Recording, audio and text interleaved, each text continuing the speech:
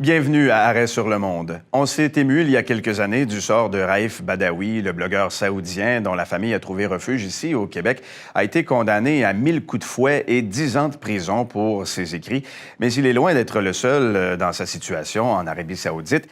Et maintenant, c'est le sordide assassinat du journaliste saoudien Jamal Khashoggi qui défraie les manchettes, sans oublier l'impitoyable guerre que mène l'Arabie saoudite au Yémen. Mais pourquoi la communauté internationale reste-t-elle les bras croisés? C'est la question que nous allons poser à notre invité juste après ceci. L'Arabie saoudite partage ses frontières avec de nombreux pays, dont le Yémen, l'Irak ou encore le Qatar. Forte de ses importantes ressources en énergie, elle est la première exportatrice de pétrole dans le monde, ce qui lui confère le statut de pétromonarchie et lui donne une place relativement importante dans les dynamiques régionales et internationales. Mais cette place pourrait-elle changer? Son implication dans la guerre civile syrienne et dans le conflit yéménite, les nombreux manquements aux droits de la personne, comme des exécutions, une absence de droits pour les femmes et les communautés homosexuelles, sont autant de raisons qui poussent les puissances occidentales à se distancer du pays de la péninsule arabique. Même si plusieurs pays continuent d'entretenir des échanges diplomatiques et commerciaux avec celles-ci, comme le Canada avec les ventes d'armes, le vent semble cependant tourner depuis le meurtre du journaliste Jamal Khashoggi.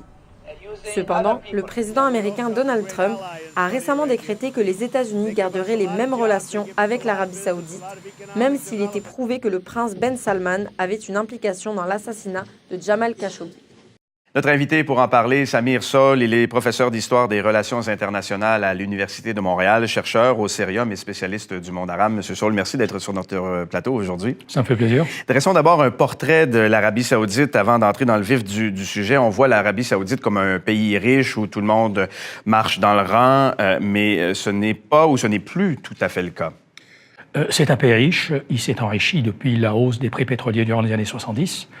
Mais il entre dans une phase actuellement d'incertitude en raison de la chute des cours pétroliers depuis à la fin 2014. À partir de 2015, il est maintenant dans une phase de déficit budgétaire, ce qui est quand même étrange pour un pays aussi riche. Et ces déficits budgétaires ont des conséquences pour le peuple saoudien parce que beaucoup dépendent d'emplois dans la fonction publique et dépendent de la redistribution des revenus sur le plan de l'éducation et de la santé. Donc il va y avoir des restrictions qui vont toucher beaucoup de Saoudiens, ce qui veut dire des troubles sociaux. Hein? Ce que crée la monarchie, donc. Ce que crée la monarchie. Justement, c'est face à ce problème que les autorités doivent réagir, doivent faire quelque chose. Ils ne savent pas quoi faire exactement, mais ils essaient de faire quelque chose. Et là, arrive la guerre au Yémen, qui est d'ailleurs la plus importante crise humanitaire dans le monde aujourd'hui, au moment où on se parle.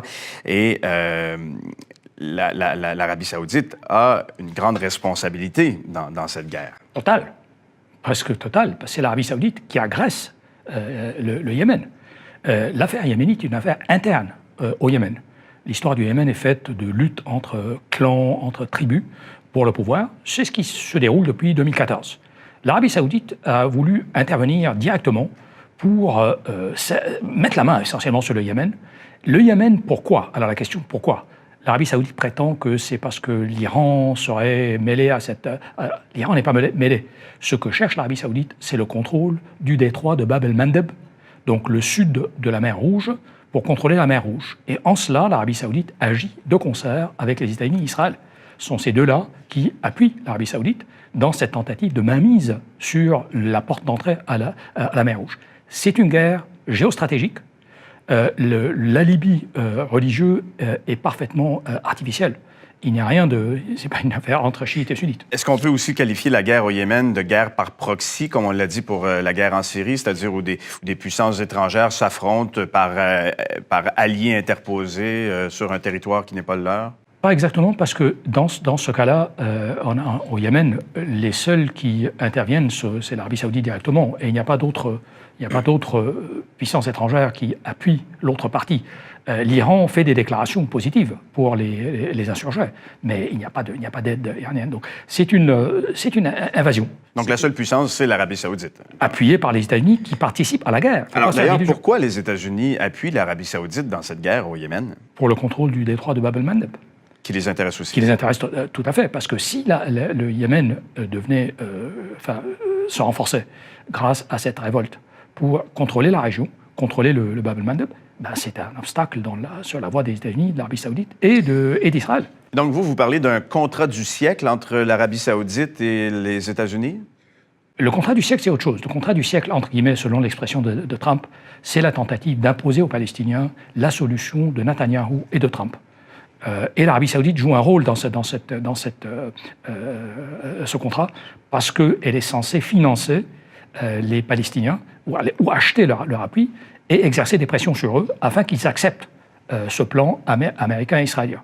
Ce que les Palestiniens ne veulent pas faire. Est-ce qu'il est permis de penser que tout est lié? Étant donné que les États-Unis veulent ça, ils vont être plus permissifs dans d'autres sujets. Totalement. Là, vous parlez d'une question plus générale. Il y a l'Arabie saoudite, États-Unis et Israël, ça fait un. Ça fait un sur tous les plans. Sur le plan de la lutte ou du conflit avec l'Iran, sur le plan syrien, avec la guerre qui se déroulait en Syrie, sur le plan yéménite et sur le plan de ce qui se passe à l'intérieur de l'Arabie saoudite. Tout est lié. L'Arabie saoudite est enchevêtrée. Elle est mêlée à un système occidental qui, dirigé par les États-Unis, dans lequel il y a des appuis français, britanniques, etc., et Israël, qui est le troisième partenaire de ce trio. Donc tout est lié absolument, vous avez parfaitement raison. Mais le contrat du siècle, c'est la question palestinienne. Sur la question palestinienne. La guerre au Yémen, je l'ai dit tout à l'heure, est la plus grave crise humanitaire dans le monde en ce moment. On a parlé d'emblée de Raif Badawi. Il y a aussi évidemment l'assassinat du journaliste Jamal Khashoggi. Dans la vidéo, on voyait la question des militantes féministes, des défenseurs des droits des homosexuels. Qu'est-ce qui fait que dans tous ces domaines, depuis tant d'années, l'Arabie saoudite agit avec une certaine forme d'impunité, alors que dans d'autres cas, pour d'autres pays, l'Occident ou en fait la communauté internationale se permet bien davantage de critiques et même d'interventions parfois? La réponse est très simple. L'Arabie saoudite est l'allié des pays occidentaux. Mais pourquoi? Les pays occidentaux ne critiqueront pas leurs alliés. Les sanctions sont appliquées aux adversaires des pays occidentaux.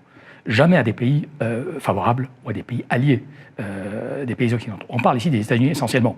La France et l'Angleterre suivent, mais ce sont des États-Unis qui donnent le ton. Alors là, il s'agit de leurs alliés.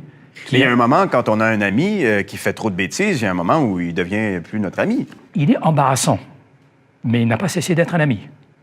Il est embarrassant. On le voit, le comportement des gouvernements américains, français et britanniques. Ils sont gênés par ces méthodes un peu primitives de l'Arabie saoudite. Mais on a bien entendu Trump dire « l'Arabie saoudite demeure un allié, on a besoin d'eux, etc. » Ce qui est absolument vrai. Et tout ça, on parle souvent, on évoque souvent la question du pétrole, mais est-ce que c'est la seule raison? Non. Le pétrole, évidemment, parce que l'Arabie saoudite est un très grand producteur, exportateur de pétrole, mais elle est aussi une source d'argent. L'Arabie saoudite, elle a des réserves monétaires, des réserves financières très importantes qui lui permettent d'acheter des armes. Donc l'Arabie saoudite soutient les industries militaires occidentales. Elle achète des armes dont elle n'a pas besoin, mais elle aide les grandes usines ou les grandes entreprises militaires américaines essentiellement. Entreprises canadiennes aussi. Mais aussi canadiennes. Oui. Aussi canadiennes. Donc elle est liée à leur économie. Elle est aussi liée à l'économie du dollar. Le dollar, vous savez, le dollar, depuis le moment où il a décroché par rapport à l'or, est soutenu durant les années 70, il est soutenu par le pétrole. Le pétrole et le dollar, ça fait un. Donc l'Arabie saoudite est en quelque sorte la garante de la primauté du dollar dans le monde. Est-ce que ça veut dire que si les États-Unis, en premier lieu, mais le reste de l'Occident, lâchaient leurs alliés saoudiens, on assisterait à un effondrement de l'économie mondiale?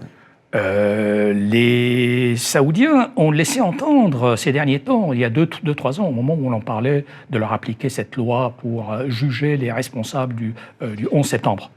Leur réplique a été « nous allons retirer tous nos fonds, nos milliards des États-Unis ».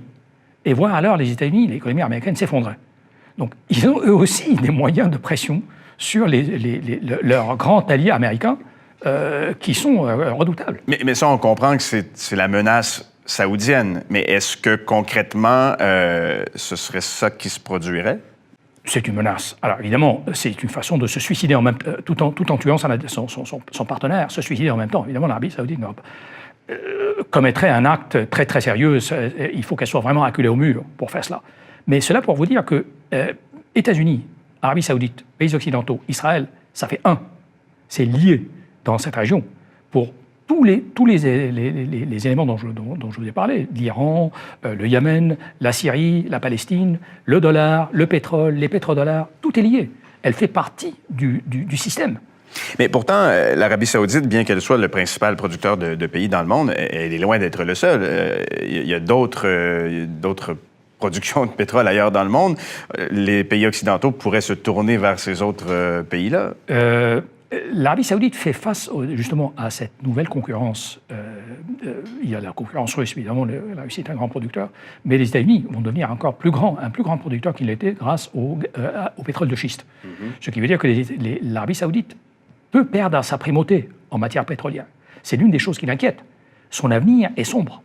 Et c'est l'une des choses qui inquiète les dirigeants saoudiens, qui les amène donc à agir d'une manière un peu intempestive, désordonnée sur la scène internationale, répressive sur la scène intérieure, parce qu'ils cherchent une voie pour assurer leur avenir. Et est-ce que vous pensez qu'à, peut-être pas à court terme, mais à moyen terme, l'importance de l'Arabie saoudite sur la scène géopolitique mondiale va diminuer et qu'elle va de plus en plus être obligée de se soumettre à des pressions pour améliorer, par exemple, la situation des droits de l'homme dans son pays? Elle va compter moins. Et ça, c'est l'inquiétude des dirigeants saoudiens, c'est qu'elle va compter moins dans la donne pétrolière, dans la donne internationale. Alors, est-ce que cela va entraîner des changements à l'intérieur? C'est évidemment un peu difficile de prédire. Est-ce que les changements vont venir avant que cela ne se produise? Parce que la situation en Arabie saoudite n'est pas stable. Le mécontentement est là, et c'est le comportement des dirigeants saoudiens qui est un peu erratique. L'affaire Khashoggi en est un exemple. Est un révélateur du fait que la situation n'est pas stable à l'intérieur. Et ils doivent agir d'une manière intempestive pour prévenir ce qui s'en vient. Donc la situation en Arabie saoudite n'est pas consolidée. Dernière question en terminant, puisque la question pétrolière est intimement liée au comportement de l'Arabie saoudite. Est-ce que vous pensez que si le monde parvient à une transition énergétique à court et moyen terme, est-ce que vous pensez que ça va avoir un rôle important, un impact important sur l'Arabie saoudite? Absolument. L'Arabie saoudite va perdre toute son importance parce que l'Arabie saoudite égale pétrole. Égale pétrole, égale pétrodollar. Donc ces deux éléments partiront et l'Arabie saoudite va devoir soit se réinventer, soit retomber à ce qu'elle était auparavant. Donc un petit pays désertique, essentiellement. Et comme toute économie qui s'effondre, ou enfin qui connaît des grands bouleversements, il y a un risque aussi de crise sociale, j'imagine. Absolument. La crise sociale est déjà aux portes de l'Arabie saoudite. Elle ne peut que s'aggraver si le pétrole cesse d'alimenter les coffres de l'État. Samir Soul, professeur d'histoire des relations internationales à l'Université de Montréal, spécialiste du monde arabe et chercheur au Cerium. Merci d'avoir été avec nous sur ce plateau aujourd'hui. Ça me fait plaisir.